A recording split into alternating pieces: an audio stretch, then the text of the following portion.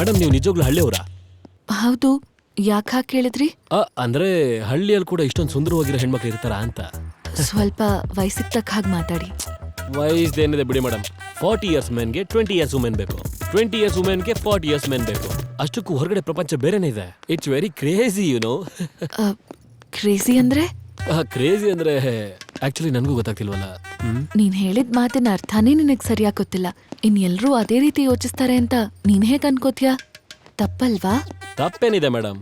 Personal ಆಗಿ ನಾನು feel ಆಗಿದ್ನ public correct ಮಾಡಿ ಪಬ್ಲಿಕ್ ಕೂಡ ಹಾಗೆ ಫೀಲ್ ಆಗ್ತಿದ್ದಾರೆ ಅಂತ ನಾನು ಪ್ರೈವೇಟ್ ಆಗಿ ಫೀಲ್ ಆಗ್ತಾ ಇದ್ದೀನಿ. ಏನು ಅರ್ಥ ಆಗ್ಲಿಲ್ಲ? ಓ ದೇವ್ರು, ಇದನ್ನೆಲ್ಲ ಕನ್ನಡದಲ್ಲಿ ಹೇಳ್ಬೇಕು ಅಂದ್ರೆ ನಾನು ಕನ್ನಡ ಸ್ಕೂಲ್ಗೆ ಸೇರ್ಬೇಕಷ್ಟೇ. ಅದೆಲ್ಲ ಆಗ್ದಿರೋ ಕೆಲಸ. ಅಲ್ಲೋಡಿ ಶಾಪ್ ಬಂತು, ಪ್ಲೀಸ್.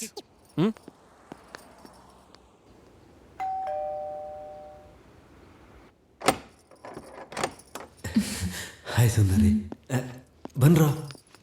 ಹಾಯ್. ಬನ್ನಿ. ಹಲೋ. ಇವರು ಹಾಯ್. ನನ್ನ ಆಫೀಸ್ ಕೊಲೀಗ್ಸು. ನಮ್ಮ ಮದುವೆ ಕೂಡ ಬಂದಿದ್ರು, ನೆನಪಿದ್ಯಾ? ನಮಸ್ತೆ. ನಮಸ್ತೆ. ನಾವು ಶುರು ಮಾಡ್ತೀವಿ, ಪ್ರಿಪೇರ್ ಮಾಡ್ಕೊಂಡಿದ್ಯಾ ನೀನು?